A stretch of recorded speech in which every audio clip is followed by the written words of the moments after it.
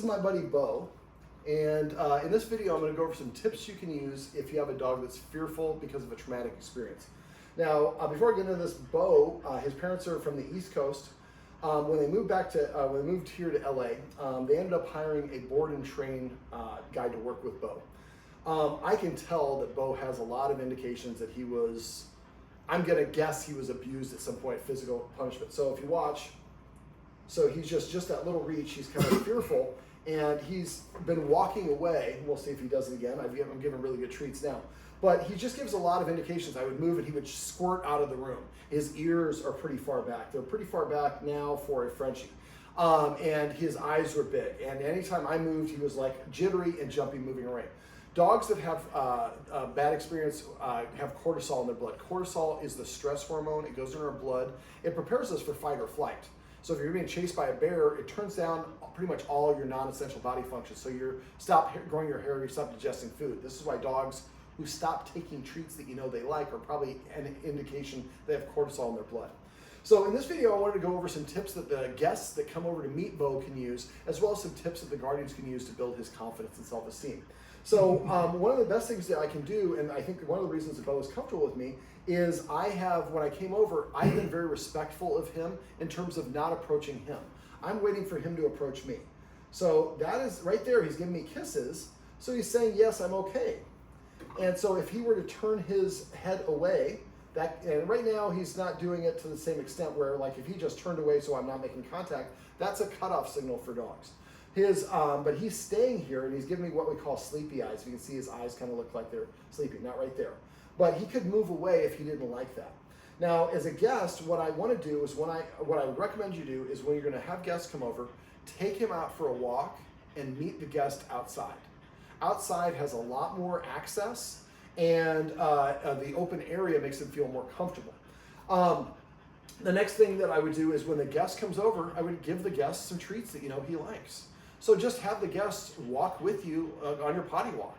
And again, a lot of times we feel guilty having a real guest come over and helping us with this. Cheat. Go through your phone. Find some people who are going to listen to you and who can come over and who will listen to you and follow these instructions. And so he has a good experience and meets another person and who follows the same thing, good experience. We're trying to stack these good experiences on top of each other like a brick, like we're building a wall. And eventually it gets to the point where he's just like, new people come over, they all listen to me, so I feel comfortable and relaxed. So what I would have them, have them give some treats. And at first we can just give him treats for no reason. We call this free treating. And if he's uncomfortable and he doesn't know who I am, if I just give him a treat, give him another treat, he's gonna feel more comfortable. Now as the guest, for dogs, front-facing approach, something like this is intimidating for him. A nice way to meet a dog is to approach him from the side. And so if I go like this is how dogs meet each other. So I hold my hand out there, and then if he licks it or nudges it, he's saying, yes, I want to engage with you. If he turns his head to the side, there you go, that's a yes. But if he does that, that's a no. And as a guest, if you stop trying to interact with him and pull back, that tells him this guest is listening to me. I said I didn't want to do something and the guest didn't push it. We tend to think that hugs are a great thing, or pets are a great thing. Well, I like hugs, but if I see a homeless person in the street, them running up and giving me a hug without my permission is not going to make me feel better about them, even if they mean it well. So if your guest says, but I want to pet him and I mean it well, it's how he interprets this that matters. So having your guest kind of sitting sideways, or if you can have your guest sit on the curb and then have him lead up from behind, this angle or this angle, and then they can hold out a treat. And when they hold out a treat, they should hold out to the side like this. And then I'm going to leave my hand here, and you're going to see him turn away from it in a sec, maybe, and then come back and lick my hand again. If I leave my hand here, it's like, did I miss something? And so a lot of times, there we go, and I get the second point of contact. Now he's getting to experience me, but he's touching me, I'm not touching him. Now, then I would have you, after you give him a couple treats, then I would have them ask him for a sit. Sit. If he sits, say yes, and then give him the treat. If he doesn't sit, that's probably his indication of saying, I don't feel comfortable sitting this close to the person. Or if he takes a step back and sits down, he's saying, I feel comfortable sitting with a little bit more distance. I call that the escapability factor. And that's okay. That just tells us how he feels about that person. The guardians notice that he's more this way with white men than he is with other people, because probably the guy that board and train, I absolutely would not recommend board and trains because this happens all the time, is probably a white guy. So if you try to find a white male who's I like to say I'm skinny, but my sort of physique or the physique of this guy, and have them come by as guests. Now he gets to meet somebody that has those characteristics, but is not doing the things that the guy was doing that caused him to lose his confidence. So after you've given a couple treats, if he doesn't sit, that's fine, just give him a couple treats. Then take a little bit of a walk. And at some point of the walk, if he's walking in front of you, quietly hand the leash to your guest. Don't have your guest jerk him around or anything. Your guest is just doing walking. Well, eventually, you're holding the leash? That's okay. And then basically you go, and I'm going to lean over here and watch. He's going to move away because I shifted. I'm old, I can't sit on my knees that long. But for him, he moved a couple feet away. Again, David's shifting. I don't know what he's doing, so I'm going to move further away so in case he's going to grab me, I can run away. All right, so go for the potty walk and then come on back together. Now, as you're doing this, I would have the guest ask him for a sit about every 5 or 10 paces. If he doesn't sit, that's fine, just keep walking. But if he doesn't after like 3 or 4 times in a row, then I would just maybe have the guest give him a treat every like 10 or 20 paces. The treat's just to give him a positive association. We'd like to make sure we give a treat right outside. If we can sit outside, great. If we can't, just give him a treat. As soon as you come inside, give another treat. We come inside now, you're coming from outside into the building and then from the building into your apartment. So those are kind of thresholds. So we want to give, as soon as you step out from outside into the building, he gets a treat. As soon as he steps from outside in the hallway into here, he gets a treat. Then the guest should go and sit down. Now, I am blocking him from going to the door. I'm pretty obvious in front of him. But if I'm just sitting where he is, that kind of creates a choke point right here. And if he wants to go to get to the door, that might make him feel trapped. So the area that you guys had, you have the little partitions up. If there's one over there, and then the guest is sitting over here, and that's where the opening is, the guest is blocking. So we want to make sure he always feels like he has access routes to get out so he doesn't feel trapped. Let me see. And so that little shift, I moved a little bit. You saw he isolated a little bit to the side. He's saying, I'm worried about what David's going to do. All right, now a couple things that I do, and I'll do this one right here with these treats. A lot of times if we're dealing with a dog that's fearful, a lot of trainers will try to do this. They'll put the treats in between them and the dog to get the dog to come closer. Now his marker word is yes. When we say yes, we're saying, good boy, you have done the thing that I wanted. So in this game, what I do is when I wait, when he looks at me in the face, give me one, I missed it, it was too quick. Yes. You're supposed to go get these.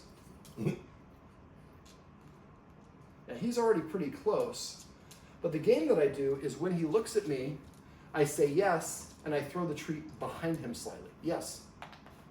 So if I'm luring him here and here and here, and he feels, you could go to 0.5 as well, that'll make it wider.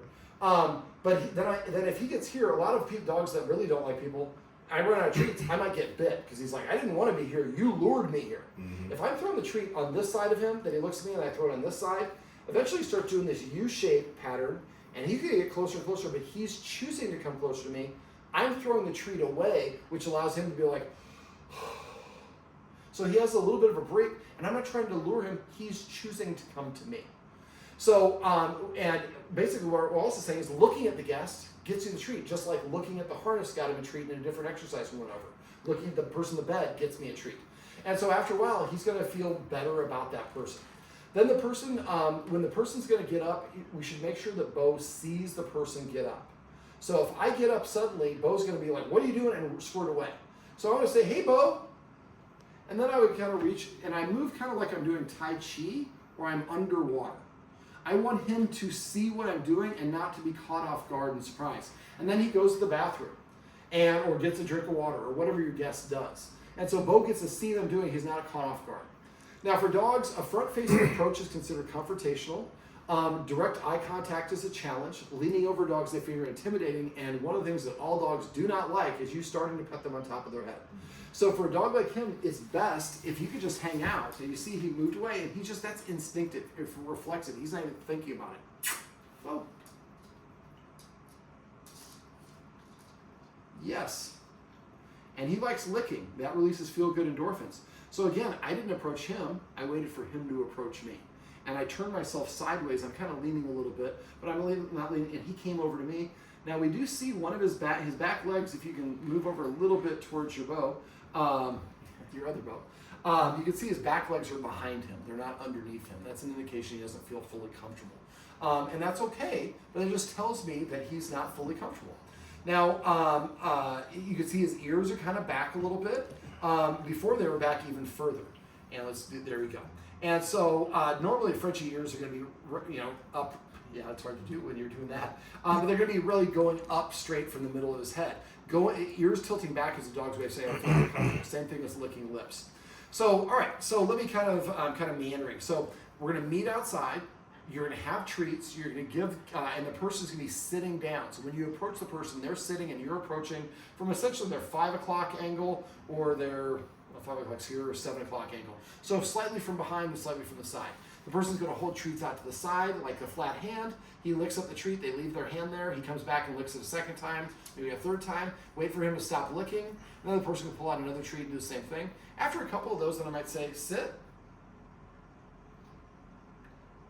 And I don't ask for it multiple times. If he doesn't want to sit, that's okay. That's an indication. So then I would have you have the person throw a couple treats on the ground, or you call him away a little bit. When the person stands up, if he's too close, that's going to spook him. So move him a couple feet away, give him a treat or two, the person stands up, and then you go for a little bit of a walk, let him go potty. On the walk, every 5 or steps, he's asking for a sit. If he sits, they say yes and give him a treat. If he doesn't sit, take another 5 steps. And after a while, you're just giving him treats if he won't sit at all, just to build that positive association. When you come outside into the building, he gets a treat. When you come from outside the door into the apartment, he gets a treat. Then the guest is going to sit down. And then we're going to wait for Beau to approach him, give the guest a number of treats, and make sure there's an area you can throw those treats. And again, now Beau looks them in the eye. They say yes for the look, and then they throw a treat about 1 foot behind it. He goes and gets it. He looks back at him and say yes, and I throw the treat this side. So we're throwing the treat lefty, righty, lefty, righty. Do that for maybe about a dozen or so treats, and then just have the person just sit there. If Beau comes up to sniff you, do not move. Do not try to pet him. Freeze. It's going to take him a lot of courage to come up and approach you. And if you move at all, that's going to undo it and cause him to move away, and that's exactly what we don't want. So when I have a fearful dog like him, I like him to approach me at least 3 times before I even try to pet him. And when I try to pet him, I go like this. And again, if he touches his nose to my hand, he's saying yes, but if he keeps his distance like he is there or turns aside, that's a no. So after, just like here, thank you for it, that's a brilliant example. Then they have them pull their arm back and just be passive. We'd like Beau to approach them a couple times. Now you could throw some treats at the person, have Beau approach them if he really gets stuck, but I would prefer to have Beau do it all under his own purview. Something else, a couple other things you can do is, like I said, when the guest is going to get up, make sure they move around in slow motion. If you have somebody who's going to stay with you, that's going to be really hard. It's going to disrupt him. So what you can do is take a towel, have the person take a little washcloth and wipe it on the body. It does not have to be dirty or wet or anything like that. Just wipe it and then have him put it in a Ziploc bag and mail it to you. I can let him sniff it, and I can say like, Larry. He sniffs it, I say yes, and then I take it away and give him a treat. So we're introducing the smell of Larry before Larry arrives. The smell of Larry means I get a treat. Now, when people come to visit, it's ideal if you can have them come for a short visit, and gradually each visit gets a little bit longer. If you're gonna have a guest that's gonna come and stay here, they just show up, they're at the airport, they're here for over, like 2 days, but they're here the whole time. That's a lot for him to absorb. So if you can, if a guest is gonna come and visit, meet him outside and do what I just talked about, and then come inside and hang out a little bit, and then maybe he takes them out to go grab dinner. So he gets them to come in the apartment, he has a little bit of time like we described earlier, then the person leaves and Beau gets like, oh, okay, I survived that. Then they come back again, and then maybe after dinner, you take them all out for a little walk together. So we have some time in and out, in and out. All right, what else do we want to cover? A lick mat. A licking and chewing release the oxytocin, serotonin, what are they? Hormones. And so, pheromones, hormones.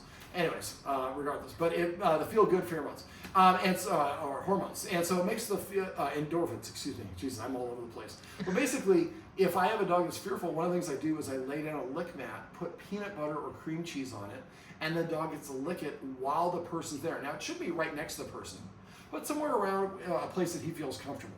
So now we're pairing the new arrival with getting some treats, with a feel-good endorphins. And it is endorphins.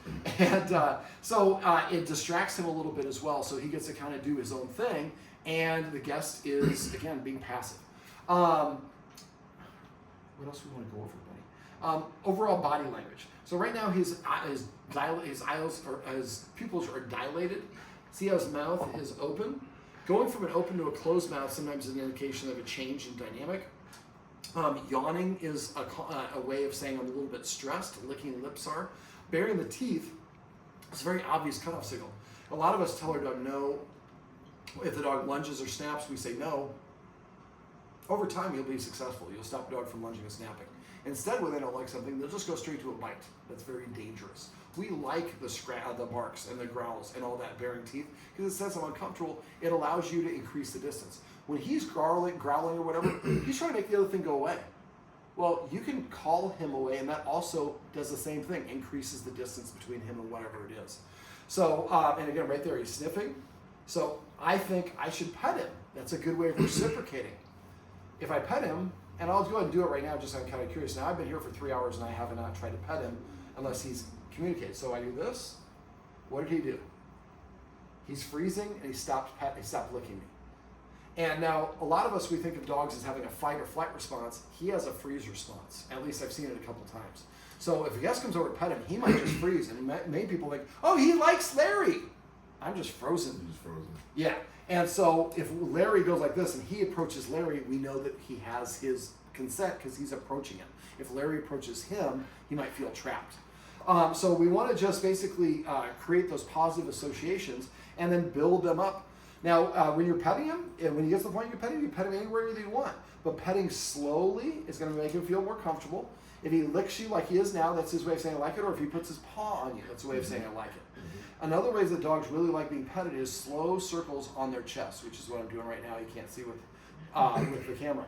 But if he puts his nose up, gives squinty eyes, kisses you, leans against you, or puts his paw on you, that's his way of saying he likes things. So if you see those things, or sleepy eyes, I forgot that's a big one, then you're on the right track. If you're not seeing those things, you're seeing big unblinking eyes, ears pinned back, he's refusing to look at you, refusing to come to you, the best thing you do is just ignore him.